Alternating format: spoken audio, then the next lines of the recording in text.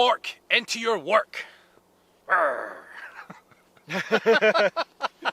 Put the what into work? So there's a series of books I read in the Warhammer universe, which is in the future, right? So if you've ever seen Lord of the Rings, you've seen those characters, the orcs. Imagine them, but in the future. Yeah, I know, I'm a geek, right? So Proper geek. Proper Like, I've got to listen to this nonsense all the time. but in their particular universe, the orcs are they're a bit mental. They live for war, but nonetheless they build these gigantic war machines that shouldn't work. They shouldn't work. They'll be overly sized things with a fucking plane going over the top. That's okay.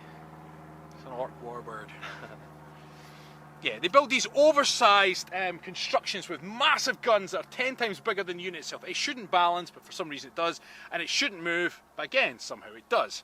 And within that universe, the other species don't understand. They're like, that doesn't make any sense. That thing shouldn't move. But the beauty of it is it's what they call orcish. And it's orcish, it works because they believe it'll work. Is that that age-old saying of the bumblebee? You know, the little big fat bumblebees. Again, I don't know the true science behind this, but there's a bunch of people who say a bumblebee should not be able to fly due to the physics of the whole thing, the size of the bumblebee versus the size of the wings and how many times it has to beat its wings, but somebody just forgot to tell the bumblebee. So, and this, there's a lot of truth behind this in everyday life.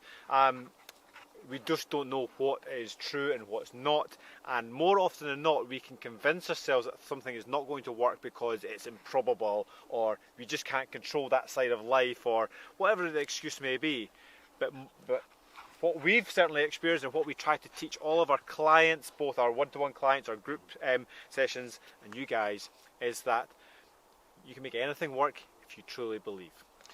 Now, a lot of the sort of the top sports stars, you could probably argue that some of them are orcish. And what I mean by that is, I've watched games, take rugby for example, you've got winning players in that team. Some of them are definitely orcs.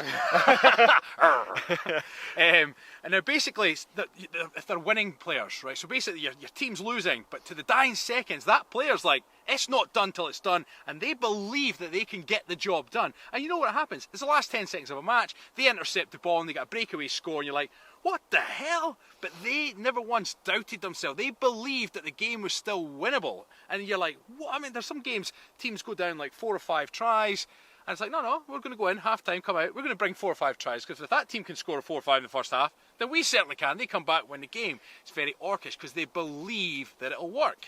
You think about the England and Scotland game, aren't you? I love that game. Yeah, if you didn't see the Six Nations of 2019, January 2019 started. Go and watch the England versus Scotland game. Phenomenal. We got humped in the first half, come back, and we drew the game. It was very orcish. It was very orcish. We believed that we could win, and therefore we went out and drew. Yeah.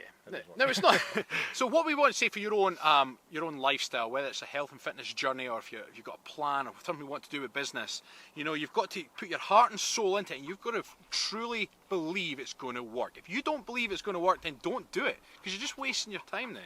You think about all the magical things that people have achieved over the years, and I'm not going to mention them all here, but you're watching this, you'll know there's a bunch of things that people have achieved, and you're like, how did they do that? Take that situation and the craziness of it, the orcishness of it, and then think about your current position with your health and well-being. There'll be a bunch of people watching this right now thinking, I'd love to lose weight, but I just don't have the willpower. Really? You need to become an orc. There's a bunch of people who'll be thinking, oh, I'd love to be able to run a 10k, but I'm just not a runner. Really? You need to become an orc. Okay, so there's a bunch of situations that really, if we can put a man on the moon, then surely you can improve your health and well-being. Okay, so it's having that mentality, and as soon as you do become that you believe it's going to work. Okay, now ultimately, orcs, they've got this sort of magic, and it's like, how does that work? But what we're talking about is actually everyday life. When you believe something 100% that is going to work, I am going to achieve that thing, then what you're doing, you're opening up your subconscious and all your senses to take in information that's going to help you get there. If you already believe it's happened, then you've got to be open to then the possibilities, and what you'll find is you'll be more open, and you'll be aware of certain things that you weren't aware of before. Things come into your life just through you 100% believing that you can achieve something. So put the orc back into your work. How's it go? That's a baby orc, right?